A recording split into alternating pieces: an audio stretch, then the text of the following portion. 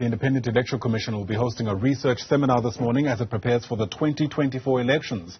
For more than a decade now, the Electoral Commission has commissioned numerous election-related surveys in order to gauge levels of public participation and trends in the attitudes and interests of South African voters in democracy. The IEC teamed up with the Human Sciences Research Council, in order to conduct these studies. For more, let's bring in Newzroom Afrika's Mbali Thethani, who's watching the story live from Sandton. And Mbali, is there any indication at this stage around what the IEC is likely to touch on in the seminar?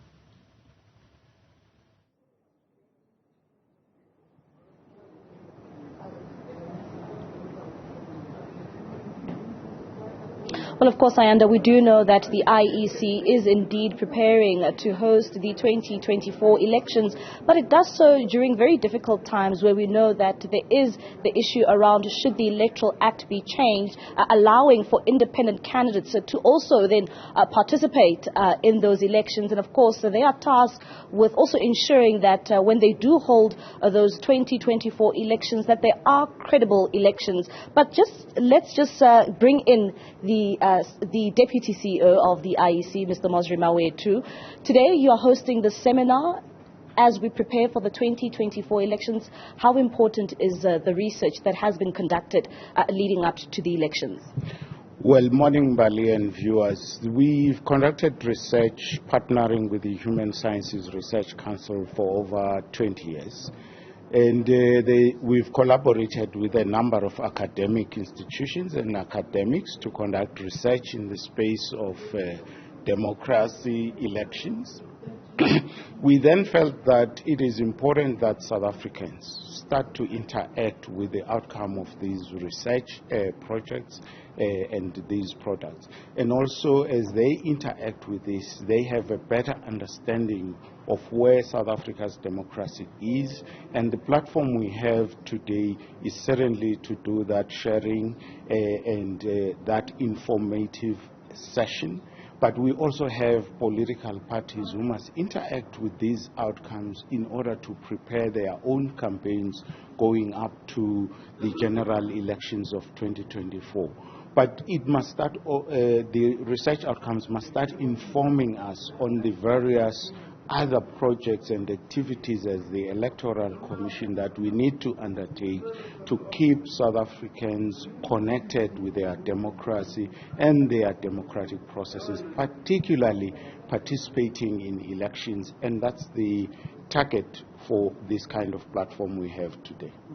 What hangs over the 2024 elections is certainly the issue around those independent candidates, and we're still awaiting Parliament to approve that Electoral Act. You know, how difficult will it be for the IEC, especially now where you prepare, to actually include the independent candidates to run for the 2024 elections? Because an electoral system is a political decision that the country's citizens will take at some point, and in this case, assisted by the court order, this decision has been taken. So the process for us now is to get the law concluded by the legislators, and we hope that December is kept for that. Then we have sufficient time, although it would be difficult, to prepare our systems to accept independent candidates, to also run a fairly lengthy voter education program to inform voters how these choices between political parties and independents will be made, and finally how the seats will be allocated between independents and political parties. So it's quite a lengthy program that we will have to be engaged in as the Electoral Commission. And should this be passed, one would ask you that, do you have enough time to educate the public when it comes to how different that ballot paper may look like in 2024? Well, there will never be enough time for voter education. There will never be enough resources, but we will do what is possible.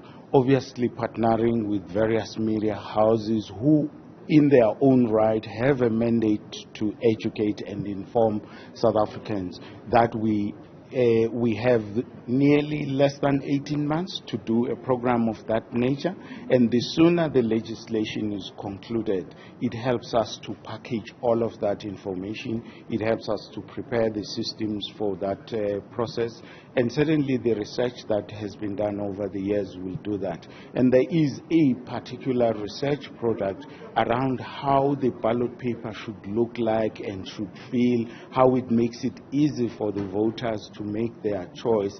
And some of the things we've implemented in 2019-2021 general elections around the look and feel of the ballot papers was informed by the research work that has been done.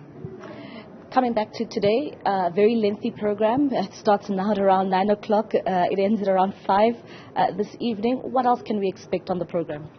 Well, on the program, we will certainly have a lengthy presentation about the research that we did as the Commission together with HSRC. It covers voter perceptions, it covers voter views, attitudes, it covers their experience immediately after voting, whether election process is accessible or not. But also that would be interesting is the trend over a number of years on things that may influence what encourages voters to go and vote. And then we'll have other academics who've done work in this space, looking at electoral stuff, looking at youth and attitudes of why they continue participating and why they continue voting and what influences them to go out and participate.